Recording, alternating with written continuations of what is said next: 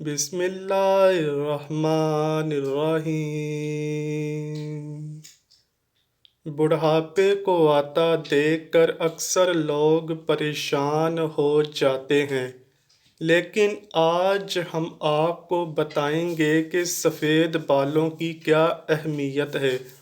ہمارے اکثر بھائی سفید بال کو دیکھ کر پریشان ہو جاتے ہیں اور ان کو جڑ سے اکھاڑ دیتے ہیں کہ دوبارہ نہ آ جائیں۔ ہم آپ کو حدیث نبوی صلی اللہ علیہ وآلہ وسلم کی روشنی میں بتاتے ہیں کہ سفید بالوں کا آنا کیسا ہے۔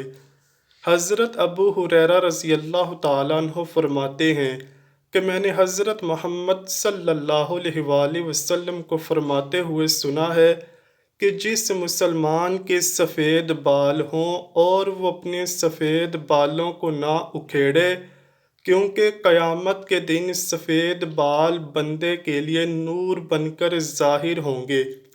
سفید بالوں کے بدلے اللہ تعالیٰ جتنی تعداد میں سفید بال ہوں گے، سفید بالوں کے حساب سے اس بندے کی نیکیوں میں اضافہ کر دے گا، اور ایک ایک بال کے بدلے اس کے گناہوں کو مٹا دیا جائے گا۔ یحییٰ بن سعید سے مروی ہے کہ میں نے سعید بن مسیب کو یہ فرماتے ہوئے سنا ہے کہ حضرت ابراہیم علیہ السلام دنیا میں سب سے پہلے فرد ہیں جنہوں نے اپنے مونچھوں کو کاٹا، اور آپ علیہ السلام جب بڑھاپے کو پہنچے تو آپ علیہ السلام کے بال سفید ہو گئے، تو آپ علیہ السلام نے اللہ تعالیٰ سے پوچھا، اے میرے مالک، یہ کیا ماجرا ہے؟ اللہ تعالیٰ نے آپ علیہ السلام کو جواب دیا، اے میرے دوست، یہ میری رحمت ہے۔ بالوں کا سفید ہونے سے انسان کی شان و شوکت، عزت و وقار بڑھ جاتا ہے اور تمام برے کاموں سے بچنے کی علامت ہے۔ حضرت ابراہیم علیہ السلام نے عرض کیا، اے میرے مولا، یہ تو تیری بڑی شان ہے، اے اللہ میرے وقار کو بلند فرما۔ آپ صلی اللہ علیہ وآلہ وسلم کا فرمان عالی شان ہے کہ جو مسلمان بوڑھا ہو گیا تو اس کا بڑھاپا اس کے لیے قیامت کے دن نور بن کر ابھرے گا۔ ایک بندے نے نبی اکرم صلی اللہ علیہ وآلہ وسلم سے عرض کی، اے اللہ کے نبی صلی اللہ علیہ وآلہ وسلم، لوگ سفید بالوں کو اکھاڑ دیتے ہیں۔ یہ سن کر آپ صلی اللہ علیہ وآلہ وسلم نے فرمایا کہ جو بندہ اپنے سفید بالوں کو اکھاڑتا ہے تو اس نے قیامت کے دن اپنے نور کو ختم کر کے اکھاڑ دیا ہے۔ آپ صلی اللہ علیہ وآلہ وسلم نے فرمایا کہ سفید بال قیامت کے دن مسلمانوں کے لیے نور ہے۔ ان سفید بالوں کے بدلے اللہ تعالیٰ اس بندے کی نیکیاں لکھ دے گا اور گناہوں کو ختم کر دے گا اور اس بندے کا درجہ بلند فرما دے گا۔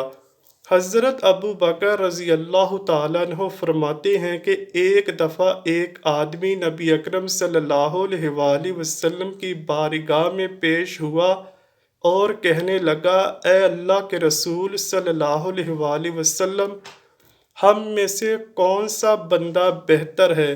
آپ صلی اللہ علیہ وآلہ وسلم نے فرمایا، جو بندہ بڑھاپے میں پہنچ گیا اور اس کی نیکیاں بہت زیادہ ہیں، وہ سب سے بہتر ہے۔ اس نے پھر دریافت کیا، یا رسول اللہ صلی اللہ علیہ وآلہ وسلم، سب سے برا شخص کون ہے؟ آپ صلی اللہ علیہ وآلہ وسلم نے فرمایا کہ جو بڑھاپے میں گیا اور اس کے گناہ زیادہ ہیں۔ نبی اکرم صلی اللہ علیہ وآلہ وسلم نے فرمایا کہ اللہ تعالیٰ کا حکم ہے کہ جب میرا بندہ 40 سال کی عمر کو پہنچ جاتا ہے تو میں اس کو 3 امراض سے بچا لیتا ہوں۔ نمبر 1 دیوانگی، نمبر 2 کوڑ، نمبر 3 جلد کے سفید داغ کا ہونا۔ جب میرا بندہ 50 سال کو پہنچ جاتا ہے تو میں قبر میں اس کا حساب کتاب آسان کر دیتا ہوں۔ جب میرے بندے کی عمر 60 سال ہو جاتی ہے تو میں اس کا دھیان اپنی عبادت کی طرف کر دیتا ہوں۔ جب میرا بندہ 70 سال کا ہو جاتا ہے تو میرے فرشتے اس بوڑھے بندے سے پیار کرنا شروع کر دیتے ہیں۔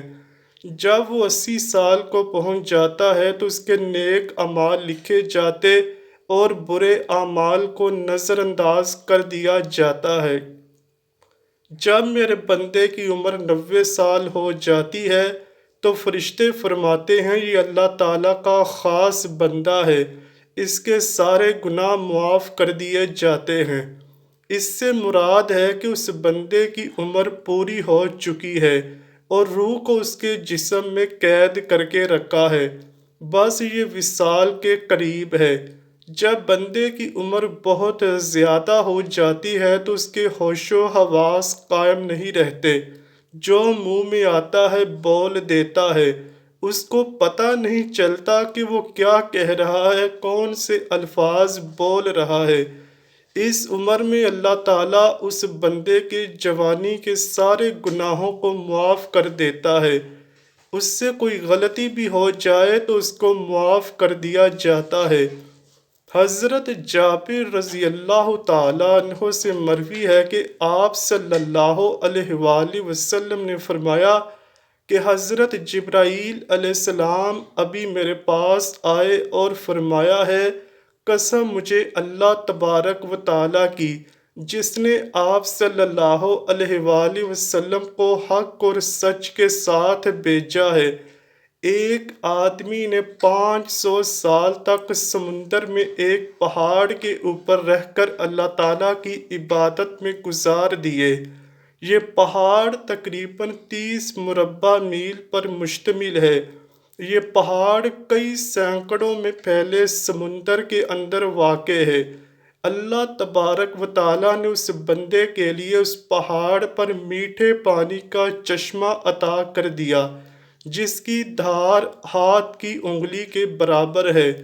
اس پہاڑ کے پاس ایک انار کو اگا دیا جس پر ہر دن ایک انار لگ جاتا تھا۔ وہ بندہ پہاڑ سے نیچے آتا، انار سے پیٹ بھر کر وضو کرتا اور خدا کریم کی عبادت میں مصروف ہو جاتا تھا۔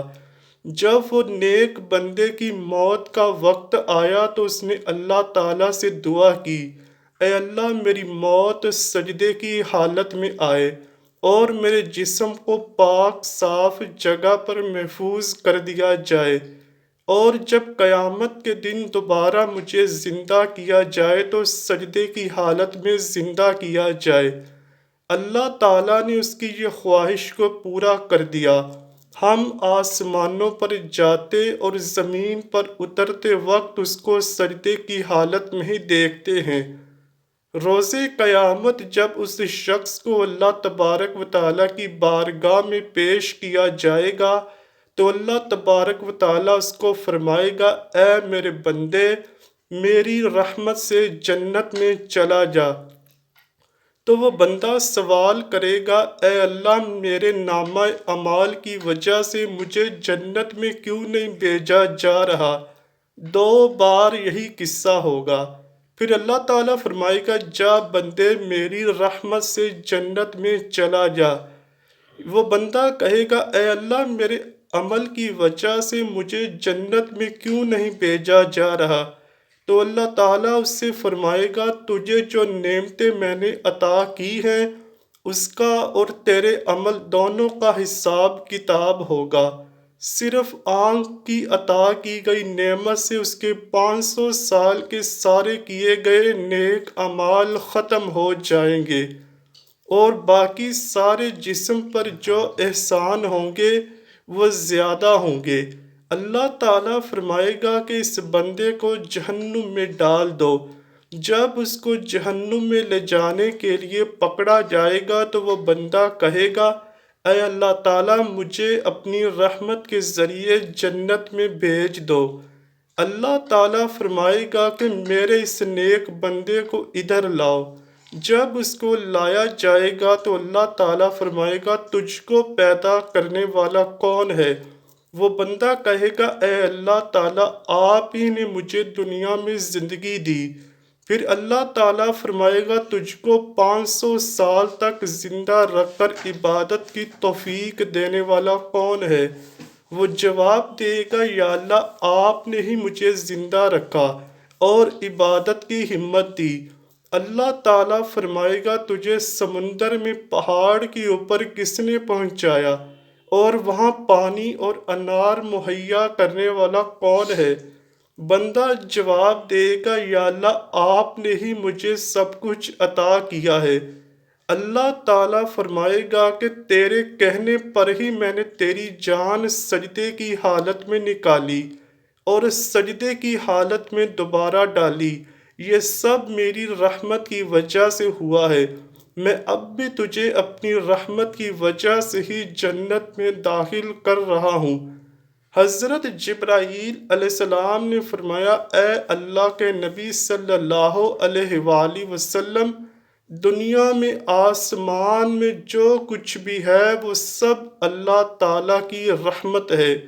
خداوند کریم سے دعا ہے کہ ہم کو اپنی رحمت سے جنت میں داخل کر دے، آمین یا رب العالمین۔ امید کرتا ہوں کہ آپ کو ویڈیو ضرور پسند آئی ہوگی۔ اگر ویڈیو پسند آئی ہے تو ویڈیو کو لائک کیجئے، شیئر کیجئے اور چینل کو لازمی سبسکرائب کیجئے۔ کمنٹ سیکشن میں اپنی رائے کا اظہار بھی ضرور کیجئے گا۔ ملتے ہیں اگلی ویڈیو میں، تب تک کے لیے اللہ حافظ۔